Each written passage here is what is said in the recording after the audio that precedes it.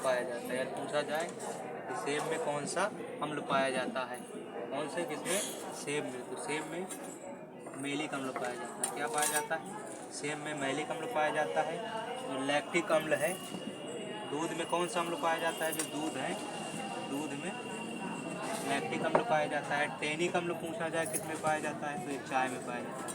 किसमें पाया जाता है, चाय में टैनिक अम्ल पाया जाता है, दूध में लैक्टिक अम्ल पाया जाता है, सेब में मैलिक अम्ल पाया जाता है। पूछा जाए नोबेल पुरस्कार विजेता प्रथम भारतीय अर्थशास्त्री के बारे में पूछा जाए कि नोबेल पुरस्कार पाने वाले प्रथम अर्थशास्त्री कौन थे, तो अमर्त्य सेन। जो अमर्त्य सेन थे ये प्रथम अर्थशास्त्री थे जो जिन्हें 1998 में अर्थशास्त्र के क्षेत्र में नोबेल पुरस्कार दिया गया।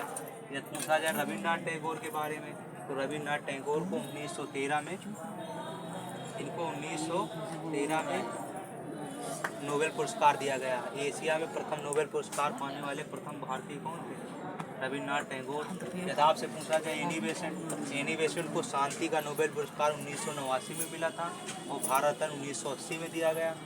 यदि पूछा जाए इंदिरा गांधी, तो भारत रत्न पाने वाली भारत की प्रथम महिला प्रधानमंत्री कौन थी, इंदिरा गांधी। समझ में।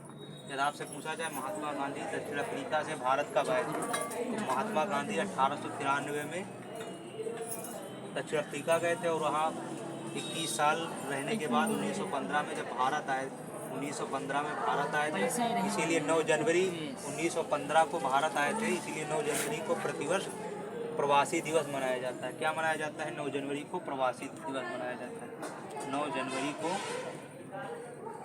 प्रवासी दिवस मनाया जाता है। क्या मनाया जाता है, प्रवासी दिवस मनाया जाता है। यदि आपसे पूछा जाए कि लता मंगेशकर जी को भारत रत्न कब मिला था, लता मंगेशकर को भारत की स्वर की कोकिला कहा जाता है। क्या कहा जाता है, भारत की स्वर की कोकिला। इनको भारत रत्न से सम्मानित किया गया है 2001 में। अब 2001 में इन्हें भारत की रत्न से सम्मानित किया गया, भारत के सर्वोच्च सम्मान।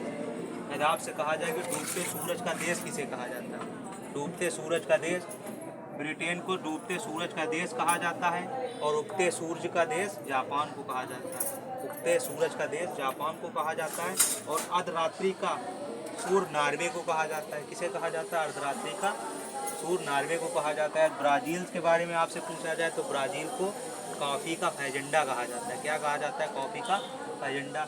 या पूछा जाए भारत में वाईफाई सिटी किसे कहा जाता है, जो वाईफाई सिटी है ये मुंबई को कहा जाता है। क्या, मुंबई को वाईफाई सिटी कहा जाता है। राजमुंद्री में राष्ट्रीय तंबाकू संस्थान स्थित है, राजमुंद्री में।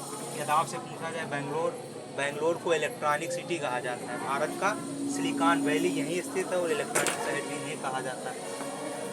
जब पूछा जाए संविधान संशोधन का उल्लेख भारतीय संविधान के किस भाग में किया गया है, तो भाग 20 में संविधान संशोधन का उल्लेख किया गया है। भाग 1 में भारत राज्यों का संघ है। भाग 4 में नीति निर्देशक तत्व के बारे में कहा गया। भाग 3 में मौलिक अधिकार का उल्लेख किया गया है। यदि आपसे पूछा जाए संविधान संशोधन का उल्लेख अनुच्छेद 368 में किया गया और इसका हमने जो रिसोर्स